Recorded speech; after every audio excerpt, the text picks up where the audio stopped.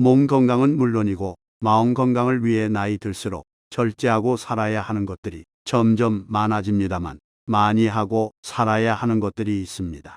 그래야 충만한 인생, 행복한 인생, 평안한 인생을 살 수 있기 때문입니다.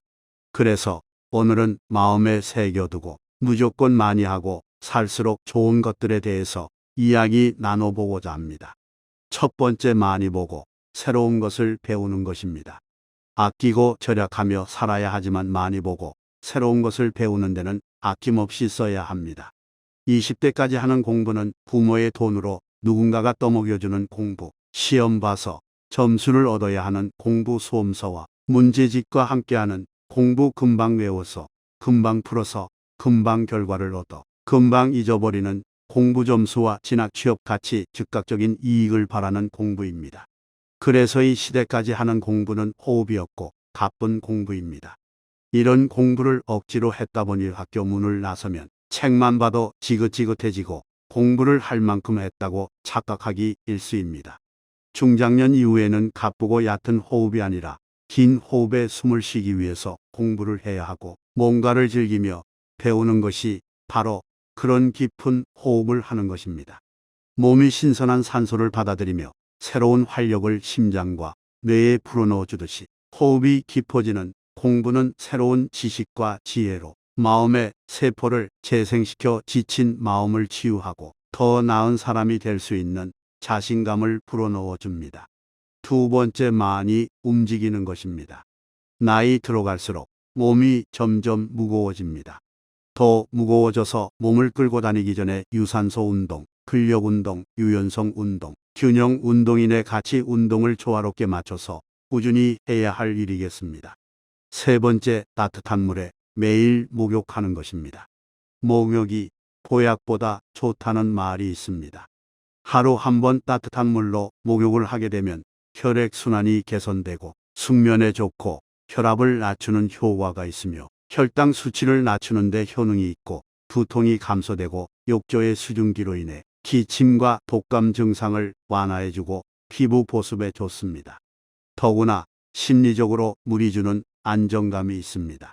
그래서 따뜻한 물속에 들어가 앉아 있으면 울분과 분노도 가라앉고 긴장도 풀어주고 불안도 가라앉혀 줍니다. 네 번째, 많이 웃는 것입니다. 놀람, 불안, 초조, 짜증과 같은 감정은 교감신경을 예민하게 만들어서 심장을 상하게 하지만 웃음은 부교감신경을 자극해서 심장을 천천히 뛰게 하고 몸 상태를 편안하게 만들어 심장병을 예방해 줍니다. 또한 웃음은 스트레스를 진정시키고 혈압 떨어뜨리면서 혈액순환을 개선해 주는 효과가 있죠. 행복해서 웃는 것이 아니라 웃어서 행복해진다는 말이 있습니다. 이게 그냥 하는 말이 아니라 억지 웃음도 진짜 웃음에 90% 효과가 있다고 합니다. 많이 웃으면 건강해지고 행복해집니다. 다섯 번째, 지나간 과거는 잊는 것입니다. 인생의 특성 중 하나가 앞으로만 간다는 겁니다. 멈추지 않을 뿐만 아니라 되돌아가는 일은 더욱이 없습니다. 하지만 지난 일로 상처 입고 그것에 벗어나지 못하고 과거를 붙잡고 과거에서 헤어나지 못하는 사람들이 많이 있습니다. 앞으로만 가는 인생에서 후진 기호를 넣고 있는 가여운 사람들입니다. 지난 일로부터 배우고 깨우쳐 지금이 시간을 충만하게 사는 게 과거의 수렁에서 빠져나오는 유일한 길입니다. 여섯 번째, 고요한 마음을 갖는 것입니다. 마음 건강을 위해서 명상을 많이 하는 것이 좋다는 것이 널리 알려져 있습니다. 명상을 하면 웃을 때처럼 부교감 신경이 활성화돼서 자율신경계의 안정을 가져오고 근육은 이완되고 심장 박동과 뇌파는 안정화되면서 몸의 산소 공급이 원활해지고 그래서 몸과 마음이 안정을 되찾게 됩니다. 명상을 하면 행복 호르몬인 세로토닌이 분비가 되고 열정과 활력을 이끌어주는 도파민과 긍정적인 인간관계를 쌓을 때 분비되는 그래서 관계의 호르몬 또는 사랑의 호르몬으로 불리는 옥시토신의 분비를 촉진시킵니다. 일곱 번째, 용서하고 너그러워지는 것입니다. 용서와 관련해서 이런 말씀이 있습니다. 용서는 어떤 관계에서도 사랑의 최고 형태다. 미안하다고 말하는 사람은 강한 사람이지만 용서하는 사람은 더욱더 강한 사람이다. 그렇습니다. 강한 사람만이 용서를 해줄 수 있는 거죠.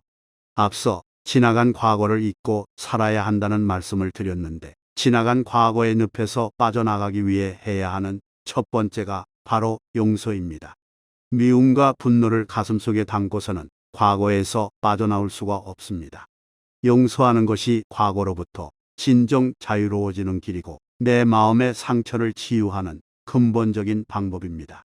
그때 그 시절 상처 입힌 나쁜 놈을 위해서 용서하는 것이 아니라 나를 위해서, 내가 살기 위해서, 잘 사는 것으로 복수하기 위해서 용서가 필요한 것이죠.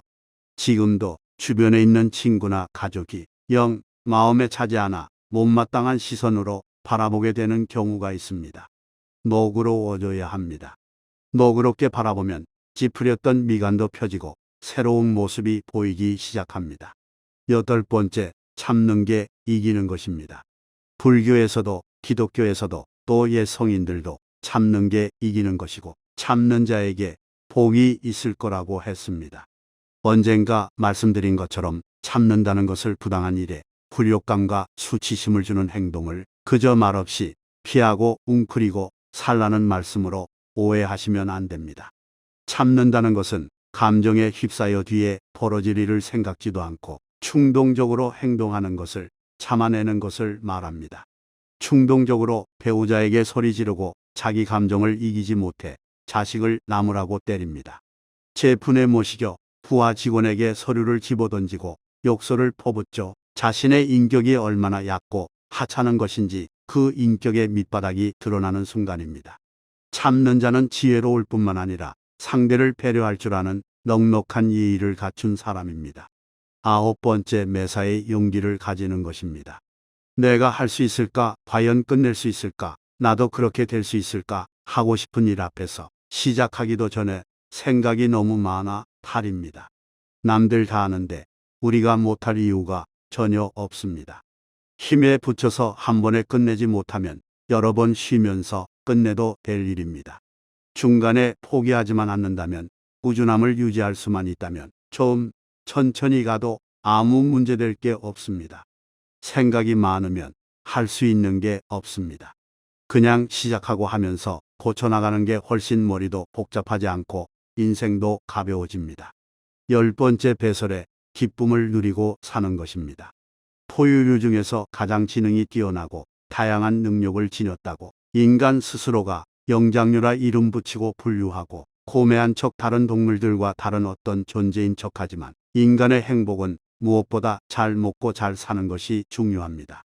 그와 더불어서 적절한 운동을 통해 땀 흘려 신진대사를 원활하게 해줘야 하고, 감정을 억누르고 속에만 담아두지 말고 울음도 터뜨려서 눈물도 쏙 빼줘야 마음도 개운해지고 잃었던 감정도 가라앉게 됩니다. 눈물도 땀도 대소변도 잘 배설되어야 하루하루 매일매일이 편안합니다. 모름지기 유익하고 바람직한 것들은 무조건 많이 하고 사는 게 마음도 편하고 건강에도 좋습니다. 오늘도 행복한 하루 보내시길 바랍니다.